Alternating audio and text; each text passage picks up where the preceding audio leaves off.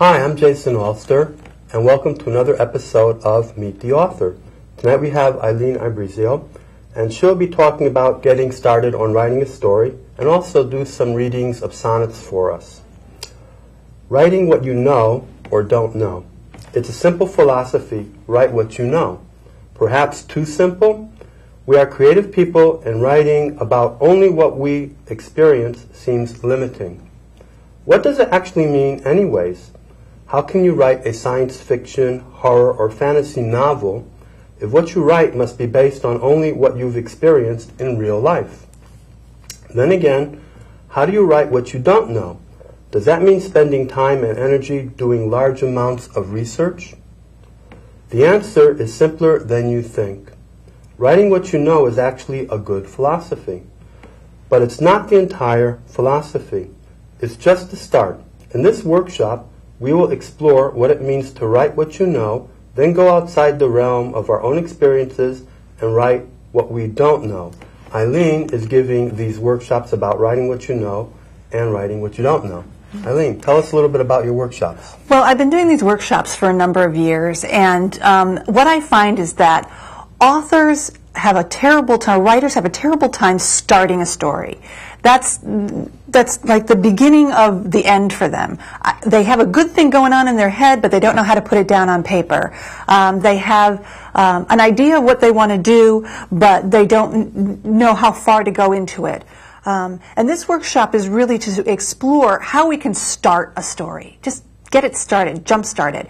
And one of the questions that authors have often is, should I limit the story simply to my own experiences? Because how can I write about what I don't know? But then again, I've lived a kind of boring life. So why would I want to limit it to my own experiences when there's this whole great big imagination of world out there? And so that's what this workshop is going to explore, is how we start with our own experiences, we incorporate our own experiences, but then we work outside of the realm of our own lives and write a fictionalized world, create another world altogether. Well, are these workshops also for people who have interesting lives? Yes, they're for people who have all kinds of lives. Interesting, boring, it doesn't matter, because it's all a matter of our imagination, how far it can take us. How did you get into this idea of having this as a workshop, and how is this a little bit different than other workshops that people have on writing? Well, someone asked me to put this workshop on, actually. I was doing workshops at the, I believe it was the Wallingford Library, and I've been doing them so frequently that they asked me at one point, you know, would you do a workshop on this? Would you do a workshop on that? And this was one of the subjects that came up, and I thought, that's a great idea. How just to start the story. Exactly. And not just how to start it, and then how to keep on going. Well, you know, you bring to my memory when I was a student in grade school and high school, one of the assignments was to write an essay for class. And I can specifically remember when I read about this workshop right here, I specifically remember not knowing where even to begin, and also I didn't have enough experiences as a child or young student to actually write even the essay. So I can remember vividly something like this would have been really good for me. So tell us why are they not learning something like this in school, or are they learning it in school? You know, I'm not gonna cut down on our learning institutions. However, it's a good question, because when I teach these workshops, one of the things I talk about is the plot sentence. And the plot sentence is basically a 1 or 2 sentence description of the heart of the action of your story. What is the heart of your story? What's the main conflict of your story? That's your plot. And when I ask my students what a plot sentence are, they look at me like I asked them, you know, I don't know, Gorbachev's middle name or something. You know, they just don't know. And so it's a good question. Why don't they know? We'll hope that maybe some teachers will take your workshop. Okay? A lot of teachers take my workshops. A lot of them do. There you go. Yep. There you go. Yep. Okay, so I invited you tonight because on our very first show, you were a guest, and you did some readings of sonnets, and I must say I was so impressed. Oh, thank you. I thought you did such a good job, and not only did you write poetry and win an award for poetry, but also you were a radio announcer, so you have the voice for this, maybe not for Shakespearean, but it turns out yes.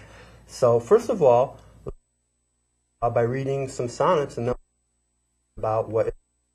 Okay. That sounds great. Before I read, I'd just like to say that I'm going to read several sonnets in a row. Good. And one of the things that a lot of my students and a lot of people who've talked to me about writing formal verse, such as sonnets, they come up to me and they say, if you write one sonnet, isn't the next sonnet you write going to sound the same? It's the same exact form. It's same amount of lines, same rhythm, same. Why wouldn't it sound? So my goal here is to hopefully show Wethersfield, Connecticut, that the world. It goes on YouTube. Okay, there you go. That just because you're writing in structure doesn't mean that it's stagnant. Okay, not all sonnets are alike. Exactly. Just like not all people are alike. All people have, if hopefully we have a head and two arms and two legs and a torso, and so. But we're all different. So sonnets are just. No, also applies for sonnets. Sure it does, yeah, because you'll hear in these poems that these are my own experiences, Good. But they have been all enough is whole. Sometimes your own experiences can get in the way of a poem. If you're sticking too close to the facts, then the piece gets lost. So this is one of my favorite poems. This is called Reflections in Snow, and this I wrote after my Aunt Lorraine passed away from ovarian cancer. And a lot of people said I looked like her, that I had a lot of her talents, that I took after her. So it was a tough loss, and this was coming to terms with that loss after many, many years after her passing. And this is a sonnet, so listen to the rhythm and listen to the rhyme, and then I'll explain it all to you later. Okay. Reflections in Snow. I walk along the bank of snowy stream and try to find a shallow place to cross, but drifts collect upon each branch and seem to purposefully trap me with my loss. I haven't the desire to fight the flow, nor have I the intent to go alone, so why I wander here, I do not know. Perhaps it is the coldness of the stone or crackle of the icy brush beneath my shoes, the bitter wind that grips my throat, colliding cries with chattering of teeth. A winter song that travels this remote embankment, blankets, comforts my caprice. I walk with memories of you in peace. Very good. Thank you. This one's similar. So I was just talking about things being not similar in tone. This one is similar in tone. This is also about my Aunt Lorraine, and she was a painter. And she has a beautiful painting in my mother's house called Mountain Laurels, and it's just this beautiful woodsy scene with in the forefront a big bush of mountain laurels. And she painted it in 1968. So this is called Mountain Laurels, 1968. You should have been there when I turned around. I saw your face before I faced the truth. A face as beautiful as laurels found upon the canvas painted in your youth. You should have been there at the service where we mourned your mother's passing. In the room, your husband, children, sisters, all aware that you were gone, but scent of your perfume disguised your absence. Later on, I knew that no one else had smelled the laurels. None had heard your voice, but still I sensed that you were standing right behind me. Just for one immeasurable moment, one small breath, your life became transcendent over death. So that has a similar tone. Here's where I break the tone. This is what I teach my students. You can't break the form until you know the form. And so what I've done here is I've broken the form. And I don't know if you, probably can't see it on the thing. Yeah, they can if you hold it up for a little while. But if you look at it, you can see that it's not, the lines aren't evenly spaced. Some are broken. And that's an indication that I've broken the form slightly. And when you read it where the breaks are. You put the pauses where the breaks are. Okay. So this is called the fawn, F-A-W-N. The sunlight sparkles through the newborn leaves and flecks the speckled newborn fawn with spring. While breezes bend the branches back, she weaves through brush and grass and quickly bounds to bring herself to meet the herd of deer ahead. Our distance closes as she picks up speed. So near, I hear her breathe. She turns her head. Instinctively, the others in the lead stop. She stops. Our eyes are fixed. Her face is tawny, slender, sweet, and splashed with light. I whimsically wish to take her place, then realize she stares at me with fright. I walk alone along the forest path, a smaller person in the aftermath. Excellent. Thank you. So tell us, before you read the others, okay. Tell us a little about what is a sonnet. A sonnet, there's all kinds of sonnets. There's Shakespearean sonnets, there's Italian sonnets, there's envelope sonnets, double sonnets, there's all kinds of sonnets. But today, I think for time reasons and just to not bombard you with a whole bunch of stuff, we'll just talk about the Shakespearean sonnet, otherwise known as the Elizabethan sonnet, otherwise known as the English sonnet. Mm-hmm. And a sonnet is this. The English sonnet is this. It's 14 lines, no more, no less. If you're going strict by the structure, which you should do until you've mastered it, there's 14 lines, no more, no less. Each line holds a rhythm of iambic pentameter. This is where people get really messy. They're like, I heard of what iambic pentameter is. I kind of sort of maybe know it's some kind of funky rhythm. But what really is iambic pentameter? Iambic pentameter is this. It's a two-syllable note. Let's just say that. It's a two-syllable note. They call it a foot in poetry. So it's a two-syllable foot in which the first syllable is unstressed and the second syllable is stressed. Can you give an example of a word or a syllable like that? Yep. Just one? Before. Before, that would be it? Before. Before. Mm-hmm. Although. That's interesting you say that, because I speak Hebrew, and in other languages, actually the accent is on the end of the word, not the beginning of the word. Oh, like in English. English, you have the accent in the beginning, mm-hmm.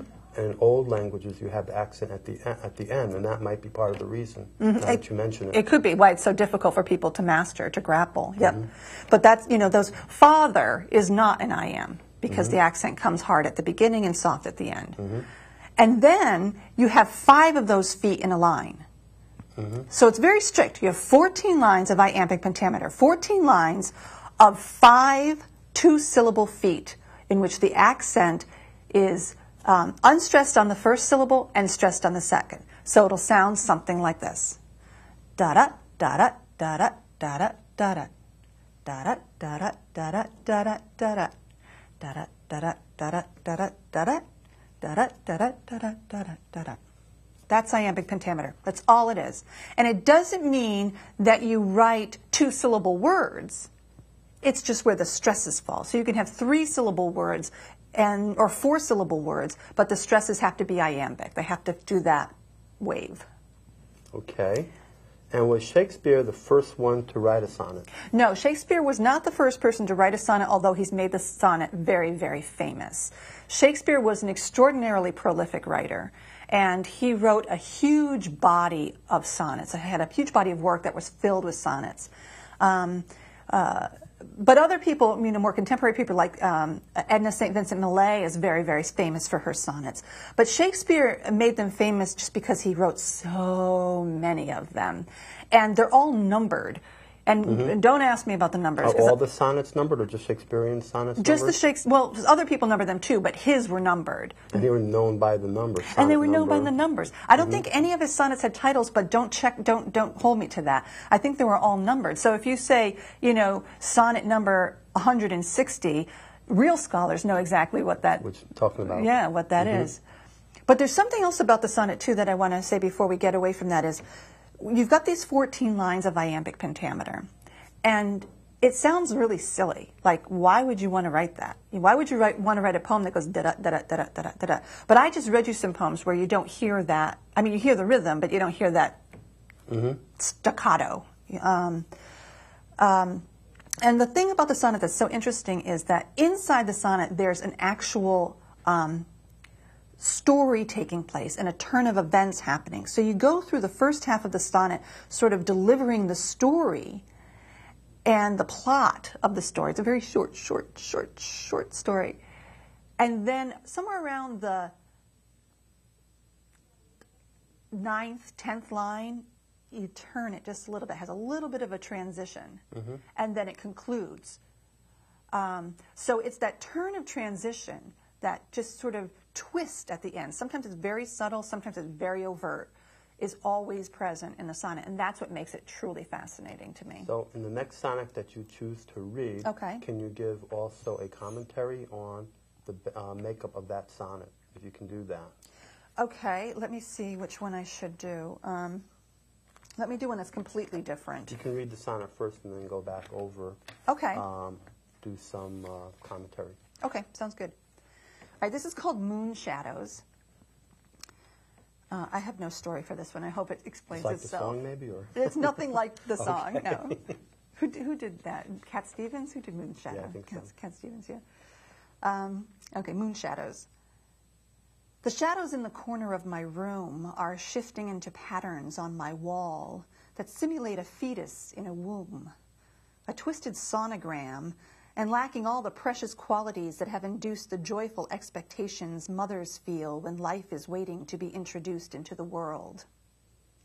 These specters here reveal the seeds not sown and fertilized, the dreams that lurk inside my brain, then fade upon awakening. Ideas, brilliant beams of light, snuffed and not allowed to spawn, because if I devote myself and try, and they betray me, they will have to die. Any love sonnets? Okay, commentary. No, I just wanted to read this because I wanted you to see. That's why Shakespeare was famous. He wrote about love. Yeah, exactly. And that's another thing. A lot of people think that sonnets are love sonnets, or love poems rather, but they're not. Shakespeare just happened to write a lot of love poems in the form of a sonnet. Okay. So people mistake that a sonnet has to be about love, but a sonnet is like any other poem in the universe. It can be about any subject matter that you want it to be. That's not true of all forms, but that's true of the sonnet. Now, when I read it, you probably didn't hear that hard rhythm that you heard in Reflections in Snow, which was the first poem I read. Because what I've done here is I've what they call enjammed the line. So the end of the line isn't necessarily the end of the sentence, the end of the thought. So the thought goes into the line.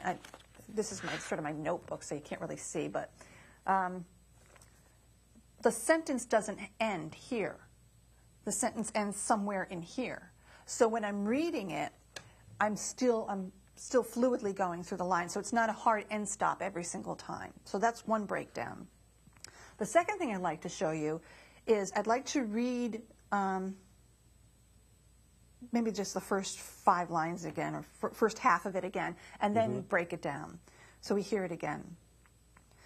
The shadows in the corner of my room are shifting into patterns on my wall that simulate a fetus in a womb, a twisted sonogram, and lacking all the precious qualities that have induced the joyful expectations mothers feel when life is waiting to be introduced into the world. Now you hear how it just all sort of went along. Now I'm going to break it down to its actual rhythm. This is going to sound funny. The shadows in the corner of my room are shifting into patterns on my wall. Da-da, da-da, da-da, da-da, da-da. A twisted sonogram and lacking all. I missed a line, but that's okay. The precious qualities that have induced the joyful expectations mothers feel when life is waiting to be introduced. See how it is? I mean, it's all there, but I would never read it that way. So when I'm writing it, I have to keep this rhythm in mind when I'm writing it, but also know that I want a flow to be smoother than that. Very nice. Yeah. So it's a little, my mother's a writer, and she just emailed me, and she called me, and she said, She's living in an assisted living place right now, and she, as a writer, has been charged with writing short biographies of all of the residents in this assisted living area. Yeah, it's fascinating. Wow. Yeah, because all of these people, they want to get their story across. Exactly. That's a great place for somebody who wants to have workshops to be. Exactly, exactly. Her name's Eileen Albrizio, and she called me up the other day and she said, I want to take all of these stories and I want to turn them into sonnets. And I want to write a big collection of sonnets for all these stories. It's an ambitious undertaking. And she said, but I get bogged down on that iambic pentameter thing. You know? And people do. You do. But the only advice I can give you is practice, practice, practice. And don't be afraid to make mistakes with it, because you're going to, I mean, I wrote so many horrible poems I would never read in public, you know, because you got to write the bad ones before you can get to the good ones, you know. Sometimes you just don't. Do you have another one for us? Let's see. Sure. You didn't bring a Shakespearean one, did you? Well, actually, all of these are the Shakespearean form, except for the Faun, which I broke the rhythm, of which I broke the rhythm. All of these are the Shakespearean form, every single one of these. Okay. Because the Shakespearean form is just what I said. It's the 14 lines, iambic pentameter, with a twist. Okay. That's the definition of an English sonnet. Okay. Right there. Double sonnets will have, 28 lines. Envelope sonnets will have, and the other thing about the sonnet. So there are more than one type of sonnet. Yes, there's several types of sonnet. The other thing about the sonnet is it has a very specific rhyme scheme, where it rhymes, where the end rhyme of your first line is A, and your second line is B, and your third line is A, because your third line rhymes with your first line, and your second line is B, because your fourth line rhymes with your second line. So it's A, B, A, B. And then it switches in the next 4 lines to C, D, C, which rhymes with this line, D, which rhymes with this line. Then it changes to E, F, E, which rhymes with that, F, and then G, G. So the rhyme scheme is A, B, A, B, C, D, C, D, E, F, G, G. So you have rules with diversity. There's a lot of rules. And there's also diversity. Yes. Yep. Very good. Yep. So that's the structure of the sonnet. Let's hear another one. Okay. So. Can't wait. Okay. So this is called The Forgiving Season. This one's from my second book, Rain. This is something else I want to say. I'll read this. I'll tell you about Rain in a minute. I'll read this sonnet first. Now that I lost my page. I get so excited. I don't know what I'm doing half the time. The Forgiving Season. An English sonnet. An English sonnet. Okay, I'm ready for this one. An English sonnet. Take your time. Okay. When sun is hanging purple in the sky, and snow reflects the passage of the day, when naked arms of apple trees stretch high above the silver dusk, and fingers sway to song of solstice, Christmas choirs, and bells from distant churches, memories begin a shift to times that don't exist. When swells of seasons' greetings ring through fragile, thin, and penetrating air, a dreaming takes control of me, and thoughts of happy times become reality. Erase mistakes, replenish virtue, pardon crimes with rhymes that quickly trip from lips and whisper cheer. This is a most forgiving time of year. Wow. You know what that reminded me of? The Renaissance Fair. Did you ever go to that? Yes, I have. Okay, where people are doing, actually reading sonnets and other old English poems, and just like that. Yep. Think about it. Yep. I can hear it. Yep, I can see it. So, that's another one. But I want to just say about Rain. Rain is a one-act play that started out as a sonnet. I was writing a sonnet about a woman who was in the middle of an emotionally abusive relationship. It was a person that a compilation of people that I'd known, put into one character. And the whole cycle of abuse that occurs when you're in an emotionally abusive relationship.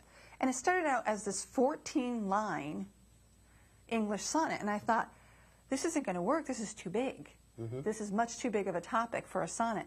So I had to abandon the idea of writing a sonnet, so I thought I'll just write a longer poem. So I maintained the iambic pentameter that I would have had in the sonnet. I wanted that rhythm. I wanted that sense of movement that the iambic pentameter gives.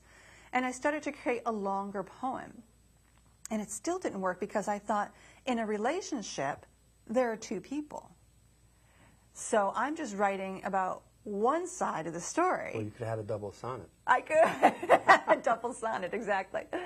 So I said, well, why don't I make this a two-character poem? And once I started writing it as a two-character poem, I said, it's going to be a play. So I wrote it as a play. It's a 28-page play written entirely in verse. In verse? Yes. And that has shown, you have shown that somewhere? Or I've shown this as staged readings at the Buttonwood Tree in Middletown and at Artworks in downtown Hartford. And this was years ago.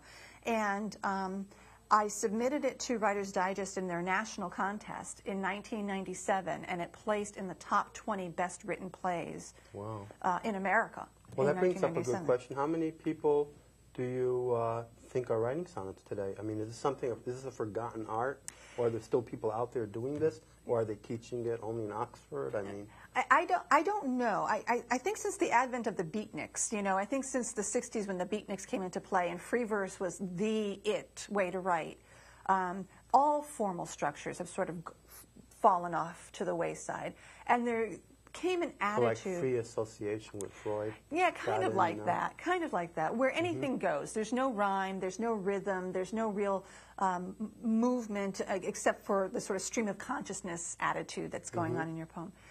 And it's easier to write that way because you don't have to hold the structure. So it's kind of I hate to say it, but unless you know formal verse, it's kind of cop-out to not really at least learn how to write formal verse. Well, are there courses in colleges, I would assume? There are courses in colleges. You really have to seek them out, the ones that are actually going to teach you formal structure. They're not always offered. There's lots of poetry classes and creative writing. Where did you learn it? So where did you learn it? From your mother, or you took it in class? Well, this is an interesting story. I've been writing poetry all of my life, and since I was maybe 11 or 12 years old, and maybe even before. And all of my poetry was just this emoting, just this spilling guts out onto the page. And I went to my mother at one point when I was in my young 20s, and I said, Mom, I've been writing for so long, and my poetry's so bad. I said, what's the matter with it? And my mother, who is brutally honest, said to me, you have no form. No structure. And she says, you have to learn about form and about the devices needed to make poetry palpable and solid. And it's more than just structure and form, but it's also using the rhetorical devices like metaphor and simile and assonance and alliteration and repetition, all these wonderful things that we use in poetry to reinforce what we're trying to say. So where did you learn it? She bought me a book. Well, first I took a class. I took a creative writing class that she was taking. And they didn't teach formal verse in there, but she taught me one thing. The teacher taught me the most important thing I ever learned in poetry writing, in creative writing in general, and that is eliminate the abstract and embrace the concrete. Don't just talk about your emotions, that's telling. Give us something to hold on to. Start with an image or with a... That's the showing part. Right, start, or something that uses one or more of our five senses, taste, touch, smell, hearing, what we see. Becoming holistic. Yeah, exactly. And then my mother bought me a book called Strong Measures. It's contemporary poems in traditional forms. So it's 20th century, we're now in the 21st century, but it's 20th century poems that were written in traditional verse. And I read that book from cover to cover, and I copied every single form in that book, and that's how I learned. And a quick question, did you ever give a course somewhere yourself on how to write poetry? My workshops. I do workshops at cultural venues, at colleges and other institutions. I taught at the York Correctional Institute, which is the Connecticut Prison for Women. So you did also teach how to write poetry in addition to your writing workshop? Yep. Well, Eileen, that was fantastic. Thank you for being a guest on Meet the Author again. Thank you. And next time you come, we'll have you read some Shakespearean sonnets. Okay. Okay, you got it. Okay. Thank you. Thank you.